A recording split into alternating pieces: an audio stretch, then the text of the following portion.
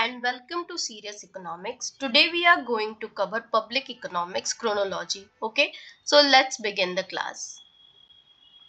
Chronology में हम पहले क्या देखेंगे, ऑल पब्लिक इकोनॉमिक थ्योरी को इन ऑर्डर में, ठीक है। फिर हम नोबेल प्राइज विनर्स को देखेंगे पब्लिक इकोनॉमिक्स में कौन कौन से हैं। फिर हम की फॉर्मूलाज देखेंगे, जितनी भी पब्लिक इकोनॉमिक्स की फॉर्मूलाज जो हमें याद रखने चाहिए एग्जाम से पहले, वो चीजें हम कवर करेंगे। तो पहले तीन चीजें हमने मेन टॉपिक क्या कवर करेंगे, क्रोनोलॉजी, नोबेल प्राइजेस एंड की फॉर्मूलाज। ओके, देन हम देखेंगे ब्लॉक 1 से ब्लॉक 9 में डिटेल में कि ब्लॉक 1 में क्या हम पढ़ेंगे, गवर्नमेंट के बारे में, उनकी ऑब्जेक्टिव्स, उनके फंक्शन, बजट डेफिसिट, इन सारे कॉन्सेप्ट्स को हम लोग ब्लॉक 1 में देखेंगे। ब्लॉक 2 में हम देखेंगे पब्लिक एक्सपेंडिचर थ्योरीज को। जैसे कि सिंपल बात है, हम पब्लिक इकोनॉमिक्स में पढ़ते क्या है कि पब्लिक इकोनॉमिक्स मीन्स पब्लिक की इकोनॉमिक कैसे चल रही है, तो वो मोस्टली उसमें रोल किसका होगा, गवर्नमेंट का, क्योंकि वही हमारे लिए बजट प्लान करती है, ठीक है। तो अगर बजट और इकोनॉमी वही चला रही है तो हम उसी के बारे में पढ़ेंगे। तो पहले हमने पढ़ा गवर्नमेंट की क्या ऑब्जेक्टिव होती है, फंक्शंस, बजट डेफिसिट, ठीक है। दूसरा हम पब्लिक एक्सपेंडिचर थ्योरीज को देखेंगे कि पब्लिक एक्सपेंडिचर की थ्योरीज कौन कौन सी हैं, जैसे कि वैगनर की, पिकॉक वाइजमैन की, निस्कनन की एंड एमएसए की, ठीक है। ये सारी थ्योरीज देखेंगे। फिर अगर आप एक्सपेंडिचर की थ्योरी देख लिए, गवर्नमेंट के बारे में देख लिए, तो आप टैक्सेशन के बारे में पढ़ोगे। लोगों के एक्सपेंडिचर कर रहे हो तो टैक्स भी तो कुछ ना कुछ भर रहे होंगे, ठीक है। तो आप टैक्सेशन थ्योरी देखोगे, उसमें कैनन्स क्या क्या है, एबिलिटी टू पे, बेनिफिट्स, इंसिडेंट, ये सारे कॉन्सेप्ट आप ब्लॉक 3 में देखोगे। फिर हम ब्लॉक 4 में पहुंचेंगे तो हम पढ़ेंगे टैक्स की इलास्टिसिटी कैसी है, बॉयंसी कैसी है, शिफ्टिंग टाइप्स, ये सारे हम टैक्स के बारे में पढ़ रहे हैं, ठीक है। तो block 3 and 4 is all about tax, ठीक है। सॉरी 5 भी जो है वो टैक्स के बारे में ही, जैसे ऑप्टिमल टैक्स थ्योरी के बारे में हम पढ़ेंगे, रैमसे की, लेफर की, रान की, आर्मी की, कोलिन क्लार्क की, ठीक है। ओके, फिर उसके बाद हमने क्या पढ़ लिया, गवर्नमेंट के बारे में पढ़ लिया, गवर्नमेंट कैसे एक्सपेंडिचर कर रही है उसकी थ्योरीज पढ़ ली, टैक्सेशन कैसे लगा रही है उसके बारे में पढ़ लिया, ठीक है। टैक्सेशन की इलास्टिसिटी क्या है, फिर ऑप्टिमल टैक्स कैसे होगा, इन सारी चीजों के बाद तो बेसिक हमने गवर्नमेंट पढ़ा, पब्लिक एक्सपेंडिचर उन कैसे कर रही है उसके बारे में पढ़ा, टैक्स के बारे में पढ़ा। अब हम पढ़ेंगे गवर्नमेंट पे डेप्ट जो है वो कैसे कैसे होते हैं, ठीक है। तो पब्लिक डेप्ट के बारे में पढ़ेंगे, टाइप्स, रिडम्पशन, इंटरजनरेशनल इक्विटी, कैसे वो लेती है या देती, जो पब्लिक डेप्ट है उसके बारे में हम पढ़ेंगे, ठीक है। तो अब ये एक ब्लॉक 6 में ऐड हो गया। ब्लॉक 7 में हम पढ़ेंगे फिजिकल फेडरलिज्म के बारे में, ठीक है, कि जो मतलब गवर्नमेंट के बारे में हम पढ़ रहे हैं पब्लिक इकोनॉमिक्स में, तो उसके बारे में पढ़ा। उसके बाद हमने उनकी एक्सपेंडिचर पढ़ी, टैक्स के बारे में पढ़ा, फिर हमने उनके डेप्ट के बारे में पढ़ा। उसके बाद हम देखेंगे ना कि जो गवर्नमेंट है वो डिस्ट्रीब्यूट कैसे कर रही है स्टेट में, ठीक है।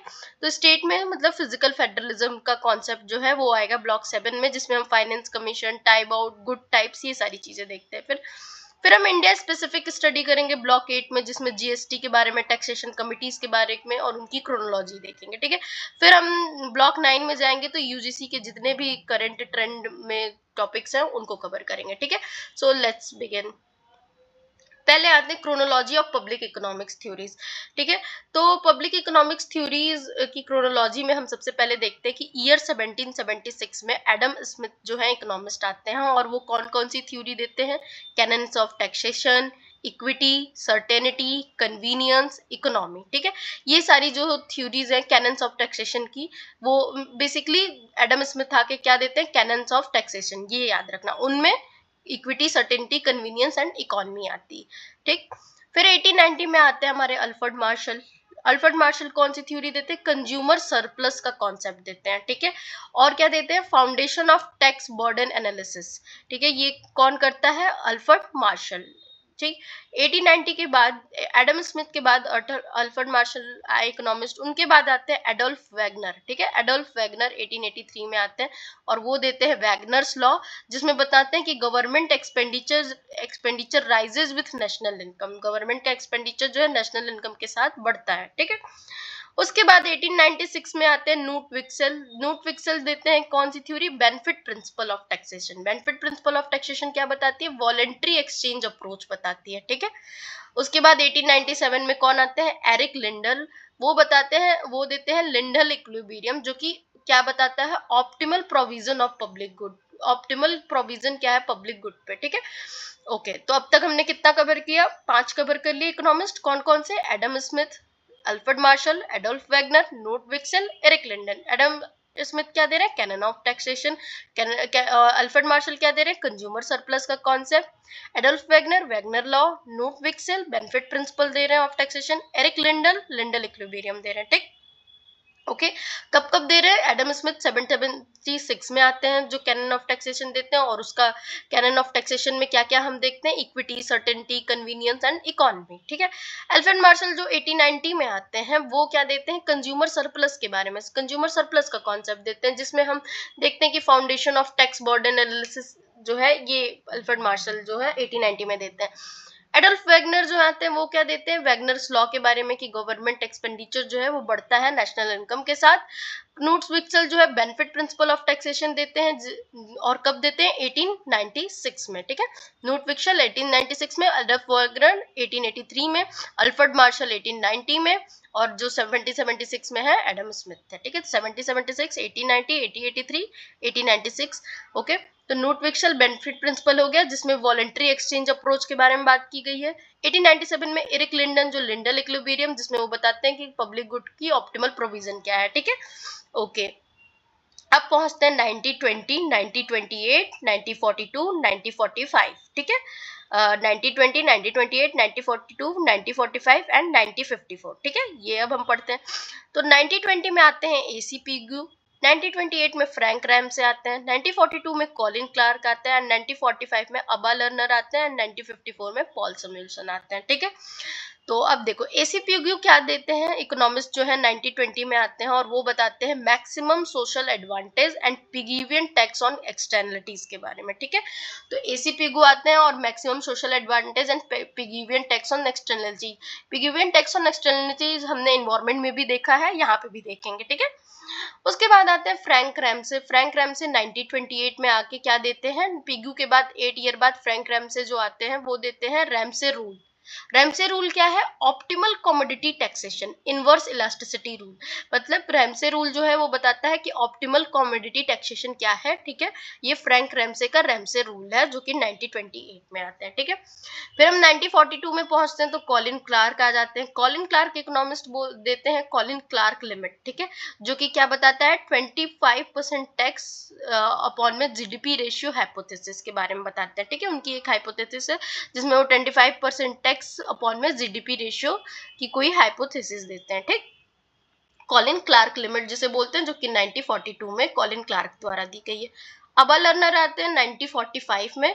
1945 में कॉलिन क्लार्क 1942 में आते हैं, उनके 3 साल बाद जो है हमारे अबा लर्नर आते हैं 1945 में, और वो देते हैं फंक्शनल फाइनेंस के बारे में। क्या बताते हैं कि budget balance bye economic effect not annually. Budget जो है बैलेंस एनुअली नहीं होता बल्कि इकोनॉमिक इफेक्ट की वजह से होता है। ठीक है, तो अबा लर्नर क्या देते हैं? फंक्शनल फाइनेंस के बारे में। ठीक है, फिर 1954 में पॉल सैमुएल्सन। देखो पॉल सैमुएल्सन का हर एक इकोनॉमिक्स के फील्ड में कहीं ना कहीं कंट्रीब्यूशन है, चाहे आप इन्वायरमेंट देख लो, चाहे आप ग्रोथ एंड डेवलपमेंट देख लो, और चाहे आप पब्लिक एक्सपेंडिचर थ्योरी देख लो। ठीक है, और पब्लिक इकोनॉमिक्स में तो उन्होंने पॉल सैमुएल्सन ने 1954 में क्या दिया? Pure theory of public expenditure. ठीक है, मींस पब्लिक गुड्स की डिफिनीशन दी है इसमें। Pure theory of public expenditure के बारे में पॉल सैमुएल्सन बताते हैं 1954 में, जो कि अबा लर्नर के कितने साल बाद आते हैं? 9 इयर्स लेटर जो है ये 1954 में पॉल सैमुएल्सन आते हैं pure theory of public expenditure लेके। ठीक, ओके अब तक हमने 10 इकोनॉमिस्ट पढ़ लिए। 10 में से 10 जो है उसमें कौन कौन से? Adam Smith, Alfred martial. Adam Smith क्या देते हैं? Canon of taxation. Alfred Marshall consumer surplus concept देते हैं। एडल्फ वैगनर, वैगनर लॉ ले आते हैं। ठीक है, फिर Knut Wicksell benefit principle of taxation ले आते हैं। Erik Lindahl Lindahl equilibrium. A C Pigou maximum social advantage. Frank Ramsey rule. Colin Clark limit. Abba Lerner functional finance. Paul Samuelson pure theory of public expenditure. Done, 10 economist हमारे cover.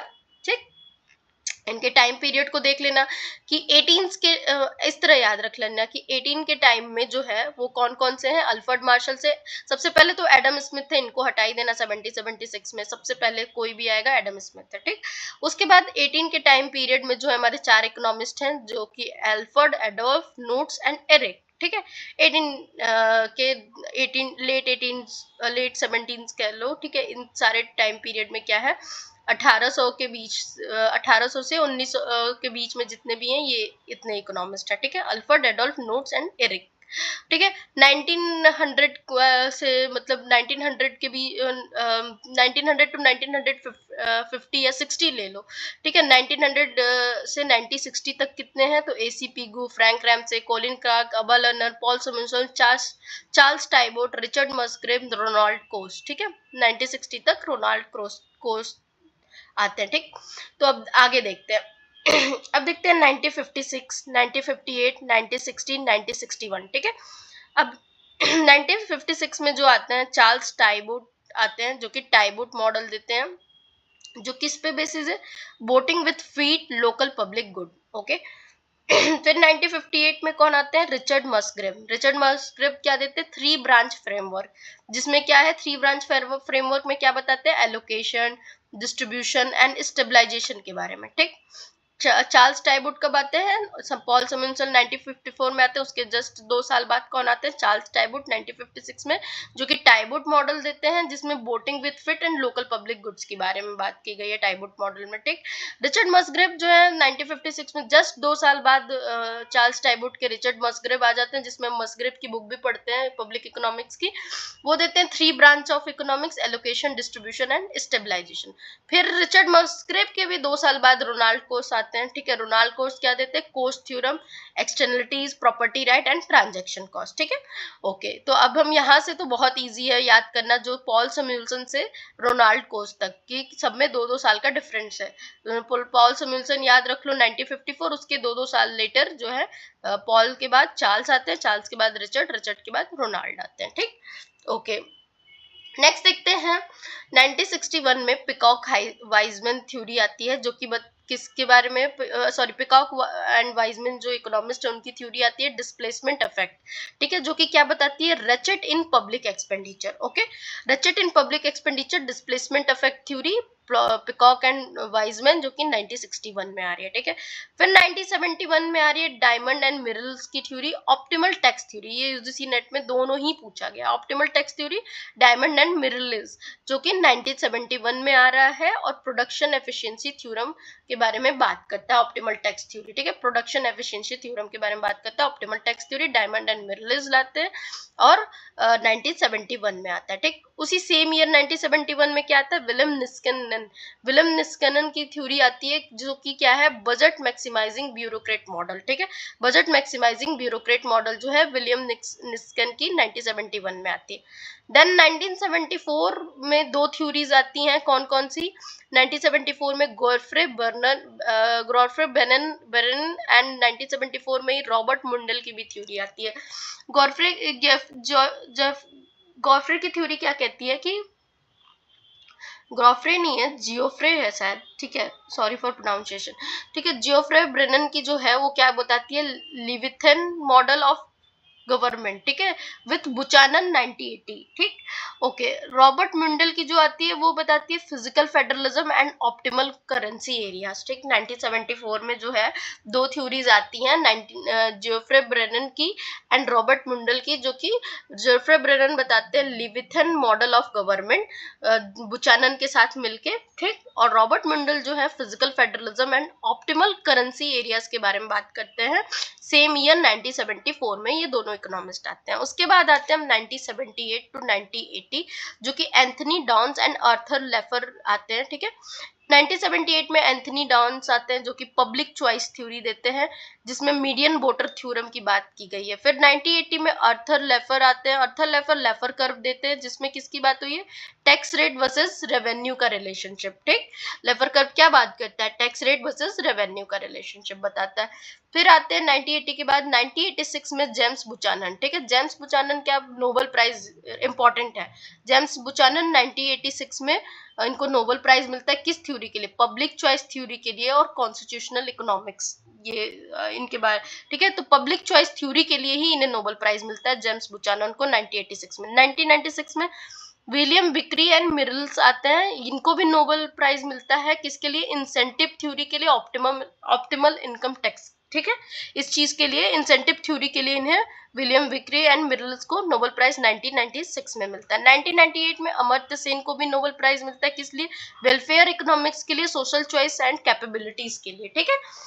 Elon Elon ऑस्ट्रोम की बात करें तो Elon ऑस्ट्रोम को भी 2009 में जो है नोबेल प्राइज मिलता है, किस चीज के लिए, कॉमन पूल रिसोर्सेस के बारे में, जो कि हमने एनवायरनमेंट में भी पढ़ा है, एंड कलेक्टिव एक्शन के, जो कॉमन पूल रिसोर्सेज है उसका मतलब उसमें जो है कलेक्टिव एक्शन के बारे में पढ़ते हैं।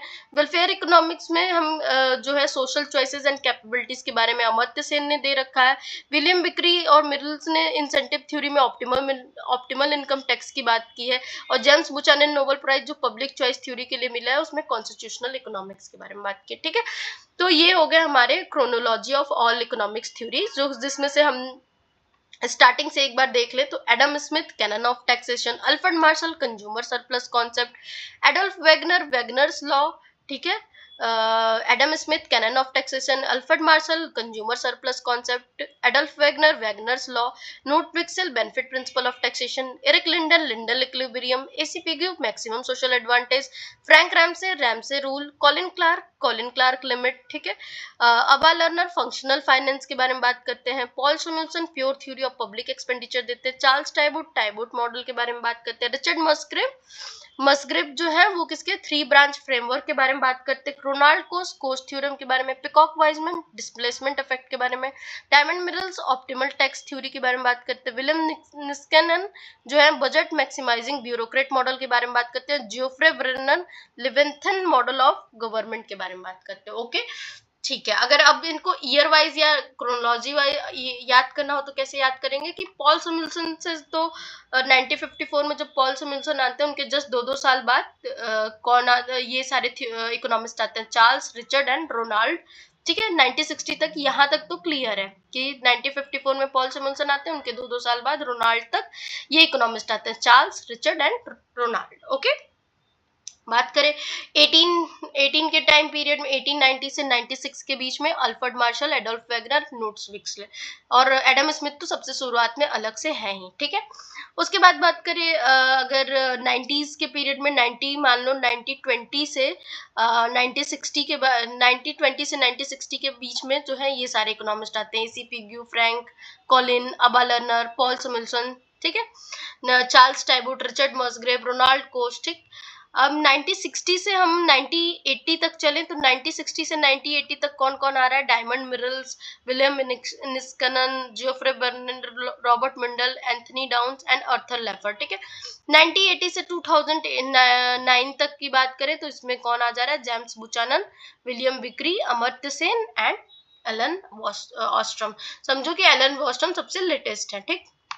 नेक्स्ट अब हम देखते हैं नोबेल प्राइज विनर जितने भी हैं रेलेवेंट पब्लिक इकोनॉमिक्स में। पहला तो 1970 में पॉल सैमुअल्सन जो है वो pure theory of public expenditure देते हैं, जिसमें public good and consumer surplus के बारे में बात करते हैं, इनको भी नोबेल प्राइज मिला है। 1972 में जो है केनेथ एरो को मिला है, किसके लिए, सोशल चॉइस थ्योरी के लिए, एरो इम्पॉसिबिलिटी थ्योरम जो वेलफेयर के लिए बात करता है, इसके बारे में बात किसने दिया है, केनेथ एरो ने 1972 में, ठीक। 1974 में गुनान मडाल की थ्योरी आती है, analysis of interdependence of economic, social and political phenomena, इसके लिए भी इन्हें नोबेल प्राइज मिलता है। 1986 में जेम्स बुचानन की पब्लिक चॉइस थ्योरी देख लिया। जेम्स मिरल्स की 1996 में आती है ऑप्टिमल इनकम टैक्स थ्योरी के लिए। पब्लिक चॉइस थ्योरी में politician and bureaucrats as a self interested agent की तरह काम करते हैं, इसके बारे में जेम्स बुचानन ने 1986 में दी है। 1996 में जो जेम्स मिरल्स हैं वो उन्होंने ऑप्टिमल इनकम टैक्स की थ्योरी दी है, उसमें बात करते हैं इंफॉर्मेशन असिमेट्री इन टैक्सेशन, जो इंफॉर्मेशन है वो असिमेट्री है टैक्सेशन में, ठीक है, जेम्स मिरल्स कहते हैं। फिर 1996 में पहुंचते हैं तो विलियम विक्री आते हैं जो कि ऑप्टिमल टैक्सेशन देते हैं, ऑक्शन थ्योरी देते हैं, पब्लिक प्राइसिंग। 1998 में हमारे अमर्त्य सेन आते हैं जो कि वेलफेयर इकोनॉमिक्स में क्या देते हैं, social choice, poverty measurement, capabilities, welfare economics की बात करते हैं अमर्त्य सेन, ठीक है। 2001 में जोसेफ स्टिग्ल्स, ये भी इंपॉर्टेंट है, बहुत बार आया है, स्टिग्ल्स की थ्योरी, ये है इंफॉर्मेशन असिमेट्री, मतलब इंफॉर्मेशन असिमेट्री में किसके बारे में बात हो रही है, impact on public policy, market failure, ठीक। 2009 में एलन ऑस्ट्रॉम आते हैं जो कि governance of common collective action common property resource के बारे में बात करते हैं, ठीक है। ये जो है हम इन्वायरमेंट में भी पढ़ते हैं एलन ऑस्ट्रॉम को, यहाँ पे भी देखेंगे। पॉल मिलग्रॉम एंड विल्सन 2020 ये सबसे लेटेस्ट है, जो कि ऑक्शन थ्योरी के लिए इनको मिलता है। Auction theory use for spectrum allocation, जो नेट के लिए जो हम लोग आता है ना फॉर जो जो भी हमारे मोबाइल में नेटवर्क आता है इंटरनेट कनेक्शन, वो स्पेक्ट्रम एलोकेशन के थ्रू आती है। तो उसके लिए ऑक्शन थ्योरी जो है वो दी गई है किसके द्वारा, पॉल मिलग्रॉम द्वारा और विल्सन द्वारा, पब्लिक प्रोक्यूरमेंट के बारे में और यूज फॉर स्पेक्ट्रम यूज करो एलोकेशन के लिए, ठीक है। ओके, नेक्स्ट अब हम देखते हैं की फॉर्मूलाज पब्लिक इकोनॉमिक्स की, ठीक है।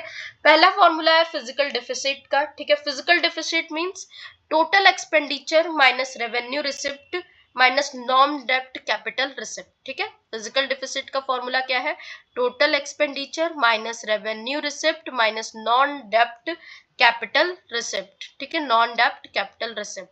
ये है physical formula, physical expenditure deficit का फॉर्मूला।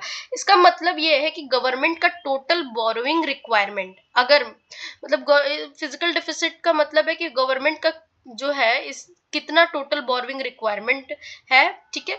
अगर एफडी हाई है मींस गवर्नमेंट ज्यादा बोरो कर रही है, ठीक है।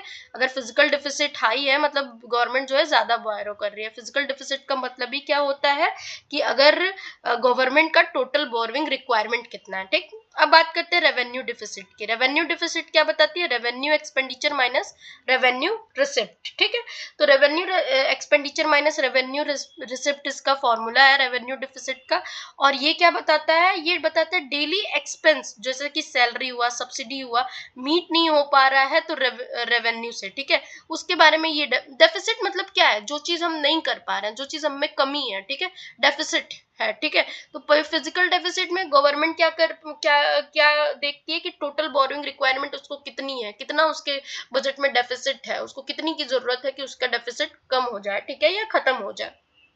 रेवेन्यू डेफिसिट, यहाँ पे भी हम क्या फॉर्मूला देखते हैं, revenue expenditure minus revenue receipt. Expenditure में से जब हम रिसिप्ट माइनस कर देते हैं तो क्या आ जाता है हमारा कि हमको रेवेन्यू में कितना डेफिसिट हो रहा है। और रेवेन्यू डेफिसिट देखते क्यों है, क्योंकि हम डेली एक्सपेंस जो है मीट नहीं हो पा रहा है रेवेन्यू से, उसको ही हम इसी वजह से हम जो है रेवेन्यू डेफिसिट देखते हैं। ये इंडिकेट करता है डिस सेविंग ऑफ गवर्नमेंट, ठीक है, गवर्नमेंट की डिस सेविंग कितनी है, ठीक है। जैसे डेली एक्सपेंस में क्या सैलरी या सब्सिडी जो दे रहे हो वो मीट हो पा रहा है कि नहीं रेवेन्यू से, अगर नहीं हो पा रहा है तो रेवेन्यू डेफिसिट हो रहा है आपको, ठीक।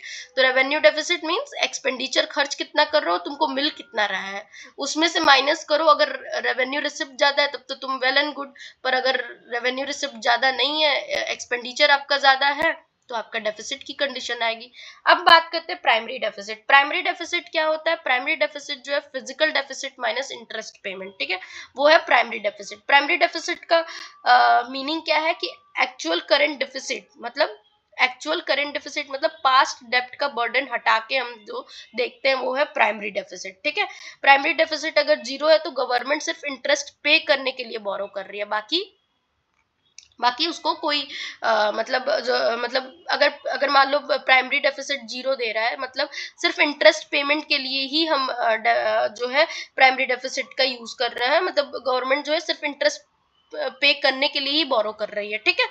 बाकी प्राइमरी डेफिसिट जो है मतलब physical deficit minus interest payment होता है, और किस लिए होता है कि हम प्राइमरी डेफिसिट एक्चुअल हमारा जो करंट डेफिसिट है इसको बताता है, ठीक है, एक्चुअल करंट डेफिसिट बताता है, ठीक। ओके, इफेक्टिव रेवेन्यू डेफिसिट का क्या है formula, effective revenue deficit means revenue deficit minus grant for capital asset, ठीक। Revenue deficit minus grant for capital asset, मतलब इसका ये है कि रेवेन्यू डेफिसिट में से हम माइनस कर देते हैं those expenses that create assets, ठीक है। मतलब मान लो कि ये जो है रेवेन्यू डेफिसिट हमारा इसलिए आ रहा है कि हमने एक्सपेंडिचर कर दिया ऐसी चीजों पे, मान लो गवर्नमेंट ने मेट्रो सर्विस बिठाई, ठीक है, मेट्रो सर्विस से उसको पता है कि अभी तो मैं एक्सपेंस कर रहा हूँ लेकिन 2 साल बाद, 4 साल बाद, 5 साल बाद वो मुझे रिटर्न देगा, डबल देगा रिटर्न, ठीक है, चाहे रिटर्न देगा मुझे, तो ये जो रेवेन्यू डेफिसिट में इसलिए अभी काउंट हो रहा है क्योंकि ये मेरा एक्सपेंडिचर हो गया और उतना मैं कमाया भी नहीं, मैंने एक्स्ट्रा लगा दिया, पर मैंने लगाया किस लिए, क्योंकि मैं फ्यूचर में कमाऊंगा, पर ये तो मेरे रेवेन्यू डेफिसिट में दिख रहा है। इस वजह से हम क्या फाइंड करते हैं, इफेक्टिव रेवेन्यू डेफिसिट। ठीक है, एज ए इकोनॉमिस्ट आप क्या फाइंड करोगे, इफेक्टिव, भाई कितना, ये तो हो गया ओवरऑल इनका दिख रहा है पेपर पे, बट रियलिटी में इनकी कंट्री की कंडीशन क्या है, इनका इफेक्टिव रेवेन्यू डेफिसिट क्या है।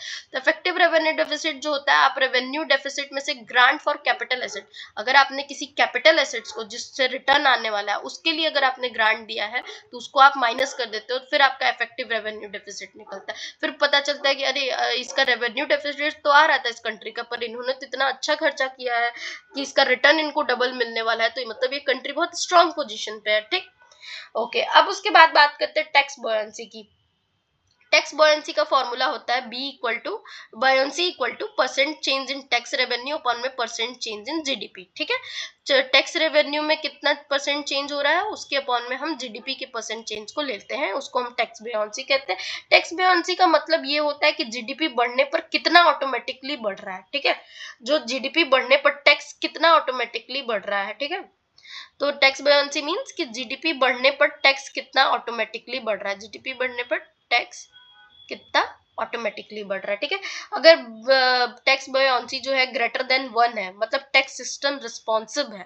ठीक, ओके। अब टैक्स इलास्टिसिटी की बात करते हैं। टैक्स इलास्टिसिटी जो होता है उसका फॉर्मूला है elasticity, tax elasticity equal to percentage change in tax revenue after discretionary change. ठीक है, टैक्स मतलब सिंपल टैक्स इलास्टिसिटी का फॉर्मूला ये होता है कि परसेंटेज जो चेंज हो रहा है टैक्स रेवेन्यू में, ठीक है, आफ्टर रिमूविंग पॉलिसी चेंजेस, हम पॉलिसी चेंज को इसमें हटा देते हैं, इलास्टिसिटी है ना, तो हम फ्लक्चुएशन जो है हटा देते हैं, पॉलिसी चेंजेस, ठीक है, उसको हटा के अब जीडीपी के टर्म में देखते हैं। ठीक है, परसेंटेज चेंज इन जीडीपी। ठीक, ये देखो सिमिलरली टैक्स बॉयंसी जो है, बॉयंसी में हम क्या चेक कर रहे थे कि जीडीपी बढ़ने पर टैक्स का कितना जो है, जीडीपी बढ़ने पर टैक्स कितना ऑटोमेटिकली बढ़ रहा है, ये चेक कर रहे थे बॉयंसी पर। इलास्टिसिटी में क्या करेंगे कि सेम चीज वही है कि हम परसेंटेज टैक्स रेवेन्यू का चेंज तो देखेंगे जीडीपी के टर्म में, पर किसको माइनस करके, माइनस करेंगे हम जो पॉलिसी चेंजेस हो रहा है उसको माइनस करने के बाद हम निकालते हैं टैक्स इलास्टिसिटी। ठीक है, ओके। ये जो है प्योर इकोनॉमिक ग्रोथ का अफेक्ट बताता है, मतलब पॉलिसी को हटा के हम प्योर इकोनॉमिक ग्रोथ देखते हैं कि मान लो पॉलिसी पॉजिटिव भी हो सकती है, नेगेटिव भी हो सकता है तुरंत पॉलिसी चेंज हुआ हो तो हमारा टैक्स बॉयंसी चेंज हो रहा हो, तो इसीलिए टैक्स इलास्टिसिटी निकालते हैं। ठीक, ओके। अब बात करते हैं, जो बॉयंसी है वो क्या करता है, इंक्लूड करता है पॉलिसी, इलास्टिसिटी जो है वो एक्सक्लूड करता है पॉलिसी, याद रखना। अब बात करते हैं टैक्स टू जीडीपी रेशियो की। टैक्स टू जीडीपी रेशियो क्या बताता है, टैक्स रेवेन्यू अपॉन में जीडीपी इंटू 100। ठीक, ये है formula tax to GDP ratio का, कि टैक्स नाम ही है टैक्स टू जीडीपी, मतलब टैक्स ऊपर होगा, तो टैक्स कौन सा, रेवेन्यू वाला टैक्स जो है ऊपर होगा, अपॉन में हम जीडीपी के और इंटू 100 के करके क्या निकाल देते हैं, टैक्स जीडीपी रेशियो। इससे क्या पता चलता है कि इकोनॉमी से गवर्नमेंट कितना टैक्स कलेक्ट कर रही है। ठीक है, जितना भी आप इकोनॉमी से टैक्स कलेक्ट कर रहे हो वो टैक्स टू जीडीपी रेशियो में जाता है। ये बताता है इंडिकेटर किसका है, टैक्स कैपेसिटी का। ठीक है, अब बात करते हैं फिजिकल इंपल्स की बात करें, तो फिजिकल इंपल्स का मतलब है change in primary balance as a percentage of GDP. ठीक है, change in primary balance as a percentage of GDP जो है ये है फिजिकल इंपल्स। फिजिकल इंपल्स मतलब ये होता है कि फिजिकल पॉलिसी जो है एक्सपेंशनरी है या कॉन्ट्रैक्शनरी है। ठीक है, ये जो है फिजिकल इंपल्स में हम इसका मतलब होता है कि हमें पता चलता है कि जो हमारा फिजिकल पॉलिसी है वो एक्सपेंशनरी है या कॉन्ट्रैक्शनरी है। अगर पॉजिटिव फिजिकल इंपल्स होता है मतलब हम एक्सपेंशन कर रहे हैं, मोर स्पेंडिंग कर रहे हैं। ठीक, ओके।